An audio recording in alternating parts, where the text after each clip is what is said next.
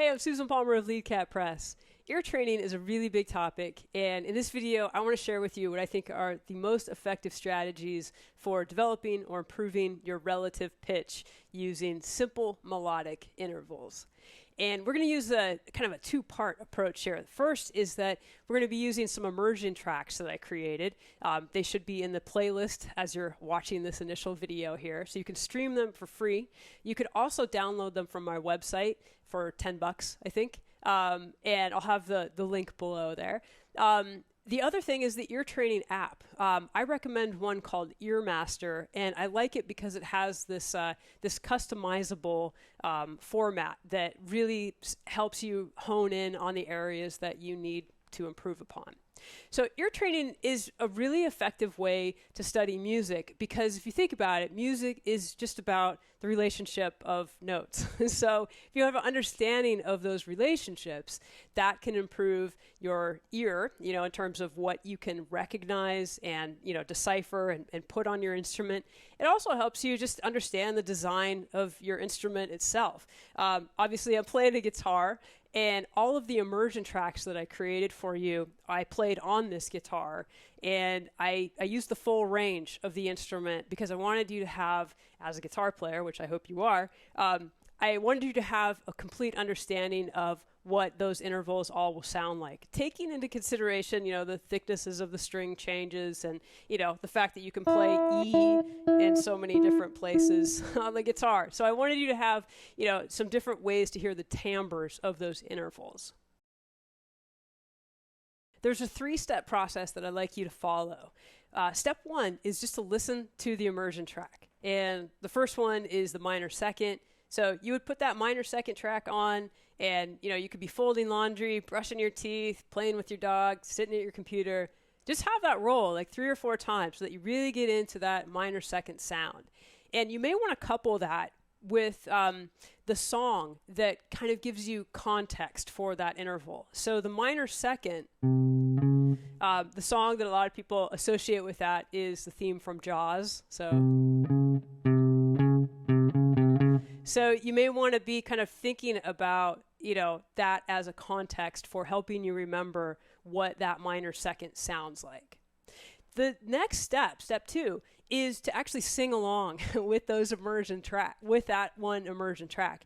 And so you're going to be listening as that first interval plays, or that first note plays. And then as that note is ringing out, you want to try to match that pitch with your voice, and then also play or sing the minor second above that. So if this is our track, da da, and then the track will let you know if you're correct or not by providing you with that backup there. And again, these are all random intervals covering the full range of the guitar, so you get a really good workout with that. If the interval that is being played is out of the range of your voice, go ahead and sing it an octave or 2 octaves lower if you need to, or higher. Try to adjust these. Try to make that calculation in your mind as these tracks are being played.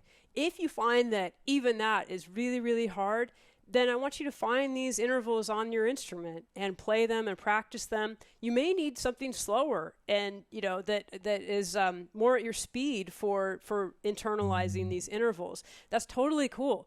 The point is that I want you to completely comprehend these intervals. And so do whatever you need to do so that you have 100% comprehension on these. We don't want ears that are kind of good. We want really good ears as musicians. So if you need to take a step back and put these on your own instrument where you can try singing, or maybe as one person has suggested, they need a time just singing unison.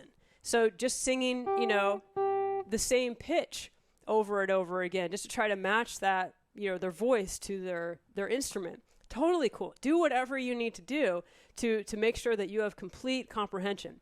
And even if these exercises take you like a year to go through, I guarantee you that will be well worth your time, because music is all about these relationships of notes. And the more you study ear training, the more you work on your ear, the clearer that music is going to sound to you.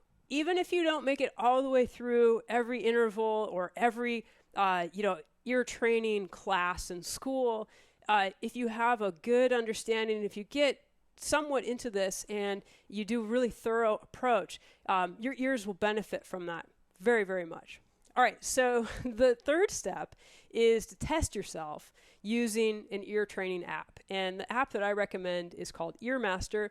I mentioned that one because I like that it has a customizable feature on there. So we're working on minor seconds, ascending. You can create an exercise program for yourself there that has 100 questions of minor seconds, and you'll be singing those. You'll do the interval singing. And I've got these specific instructions on my website if you need to refer back to that. But you'll be singing 100 questions of minor seconds in your vocal range. And if you get 100% on that, then you've got those minor seconds. You've got that, and you're good. So then you can move on to the next one. So the next one is going to be descending minor seconds, and you're going to follow the same approach. Like listen to that immersion track, and then sing along with that immersion track, and then test yourself with 100 questions on the Earmaster app until you get 100% on those 100 questions. And again, you don't want just okay ears. You don't want to pass the test. You want to be able to hear music, understand music, apply it to your instrument, discuss music. You want to have really good ears so you know what's going on. And so having that complete comprehension, again, I can't stress that enough. Now, at that point, you have two intervals that you've studied, the ascending minor seconds and the descending minor seconds. So at that point, I would create another exercise on Earmaster where you're practicing both of those. And, you're just really making sure that you've got ascending and descending minor seconds, 100%, 100 questions. And then you're ready to move on to the next one.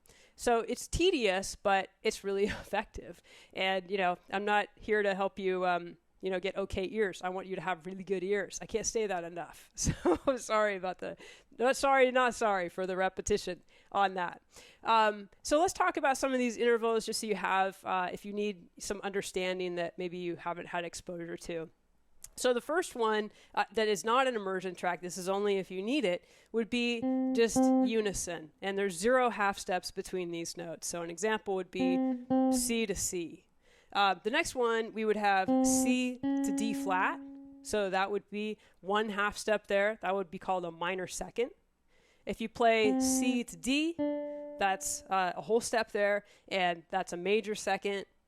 C to E flat is a minor third. C to E is a major third. C to F is a perfect fourth. Kind of a funny note there. For the next one, C to F sharp or G flat, I call that the tritone. A lot of people do. It's you could call it a augmented fourth or a diminished fifth, but tritone is just simpler. And judging by my haircut, I like simple things, simple guitars. So I'm just going to call that the tritone. C to G is called a perfect fifth. C to A flat is a minor sixth. C to A is a major sixth. C to B flat is a minor seventh. C to B is a major seventh. And then C to C, that would be an octave. And that's as far as we go. Actually, I go from minor seconds to the major sevenths. You're welcome to go further than that, but I just wanted to give what is the first level of understanding for all of these intervals. So I hope that's helpful. Please do refer to my website if you want to download the tracks there, or get the tips for the song suggestions that will help you. They just help provide some context for these intervals. And if there are any questions that you have, let me know. And anything that you'd like to see more on the website page for this little lesson here, let me know, and I'll do my best to create it. So hope you guys have some great experiences, ear training, and really hearing those results. I look forward to all the music that you're going to play and hear because of these exercises.